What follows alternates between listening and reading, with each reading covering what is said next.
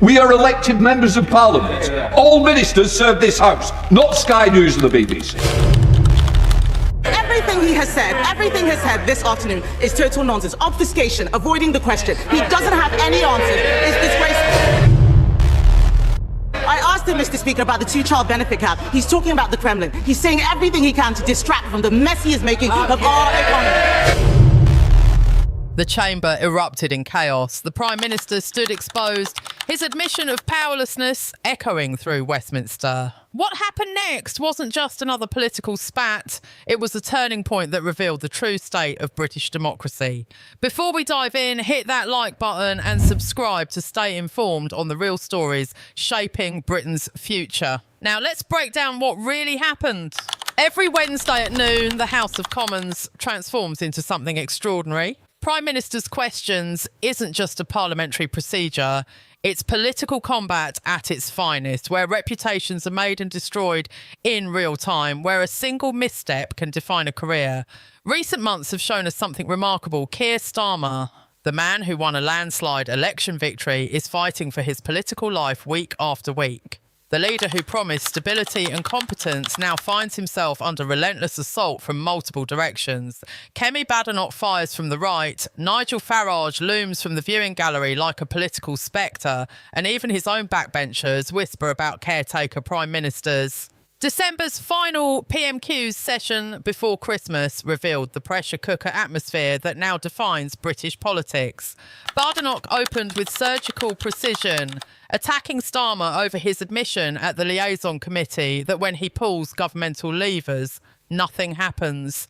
Her delivery was devastating in its simplicity. Does he blame himself or the levers? The chamber erupted in laughter. Here was the Prime Minister admitting impotence in front of the entire nation. But Starmer didn't crumble, he never does. The former prosecutor knows how to absorb punishment and counter-punch. When Badenoch pressed him on broken promises about unemployment, he threw the Conservative record back in her face. When she accused him of losing control, he reminded everyone about Tory defectors fleeing to Reform UK. 21 former Conservative MPs have now joined Farage's insurgent party, a devastating indictment of the opposition's own credibility. The exchanges weren't just about policy, this was personal territory. Starmer made a brutal joke about Reform UK and Russian connections, advising them that if mysterious men from the East appear bearing gifts, they should report it to the police. Farage, watching from the gallery, managed only a forced smile, while his deputy Richard Tice visibly bristled.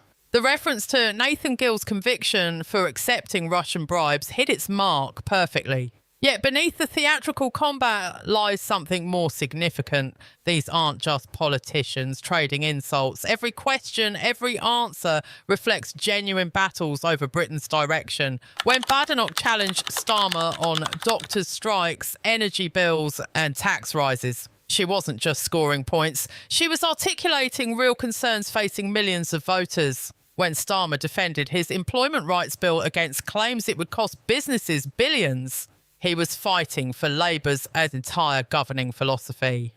The Speaker, Lindsay Hoyle, repeatedly had to restore order, describing the atmosphere as resembling pantomime auditions.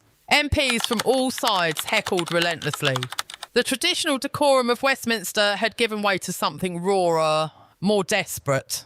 Both parties know what's at stake, not just the next election, but the very future of their political movements. The question hovering over every exchange is simple but profound. Can Starmer actually govern? Can Badenoch actually lead the opposition effectively? And looming behind both of them can either prevent Nigel Farage from completing his hostile takeover of British politics. If you want to understand why PMQs has become so heated, you need to grasp the pressure points threatening to destroy Starmer's government. These aren't abstract policy disagreements, they're political landmines that could explode at any moment. The economic battleground dominates everything.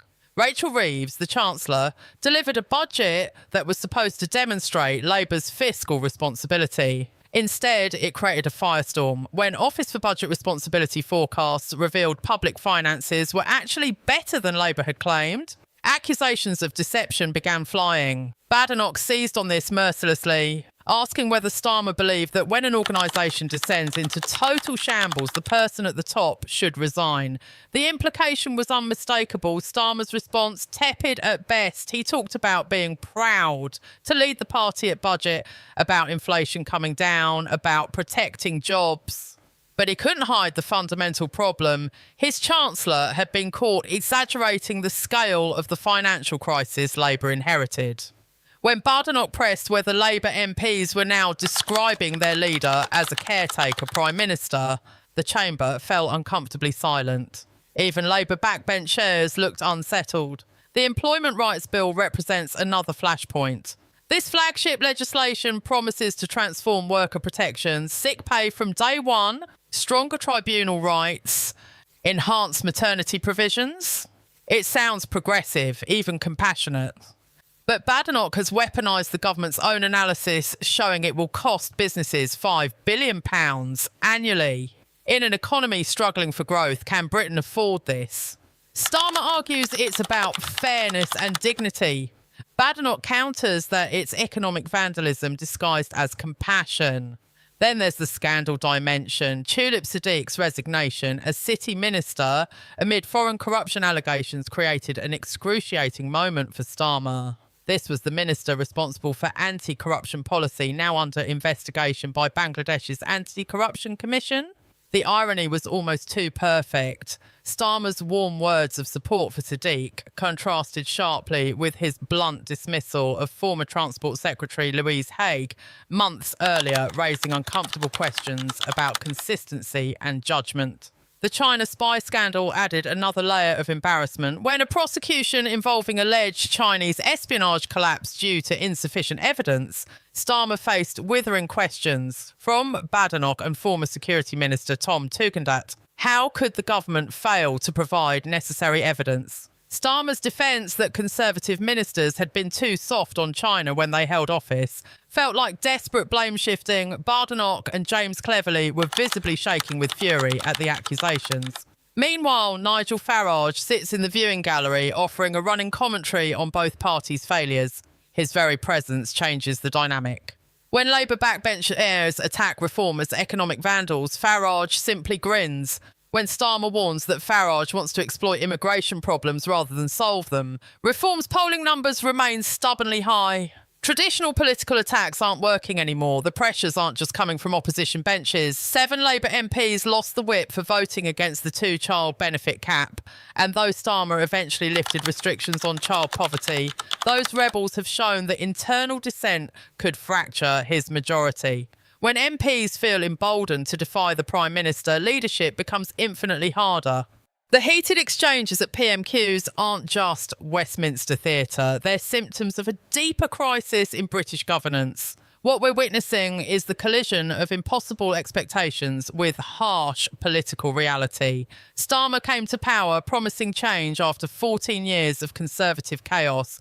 Voters gave him a massive majority specifically to fix things: the NHS, the economy, immigration, public services. But governing proves infinitely harder than campaigning. Every decision creates new opponents. Every compromise disappoints supporters. Every policy has unintended consequences that opposition parties ruthlessly exploit. Consider the fundamental contradiction Starmer faces. He needs economic growth to fund public services, but his Employment Rights Bill raises business costs. He needs to control immigration, but cooperation with European neighbours requires diplomatic finesse that his critics portray as weakness. He needs to appear strong, but admitting governmental machinery moves slowly makes him look impotent. There are no easy answers, only difficult trade-offs. Badenoch faces her own impossibilities. She must criticise Labour's economic management while defending the Conservative record that voters decisively rejected. She must attack government spending while demanding more resources for defence, health and social care. She must present herself as a credible alternative while her own party fragments, with 21 MPs having already defected to reform. Her improved performances at recent PMQ sessions show growing confidence, but confidence alone cannot resolve these contradictions. The emergence of Reform UK fundamentally changes British politics. Farage doesn't need to win elections to wield enormous influence. By threatening to split the right-wing vote, he forces both Conservatives and Labour to address immigration and national sovereignty more aggressively than either party might naturally prefer. His presence in the Commons viewing gallery serves as a constant reminder that traditional politics is failing millions of voters who feel unheard and betrayed. What makes recent PMQs exchanges so compelling and so troubling is their underlying desperation. Starmer knows his government's success depends on delivering tangible improvements before the next election. Every wasted week, every policy failure, every scandal chips away at already fragile public trust. Badenoch knows her leadership depends on proving herself more effective than her predecessors. Farage knows his moment has arrived to reshape British politics permanently. The personal nature of attacks reflects these existential stakes. When Starmer jokes about Reform's Russian connections or reminds Badenoch that Conservative MPs keep defecting, he's not just scoring points, he's fighting for political survival. When Badenoch questions whether Starmer knows the details of his own legislation or accuses him of losing control, she's attempting to define him as weak before that perception becomes permanent reality. For British voters, these parliamentary battles matter enormously. Behind the theatrical insults and prepared zingers lie genuine questions about our country's future. Can we achieve economic growth while protecting workers? Can we control immigration while maintaining international relationships? Can we fund public services without crushing taxation? Can traditional political parties adapt fast enough to address voter concerns, or will insurgent movements like Reform continue gaining strength?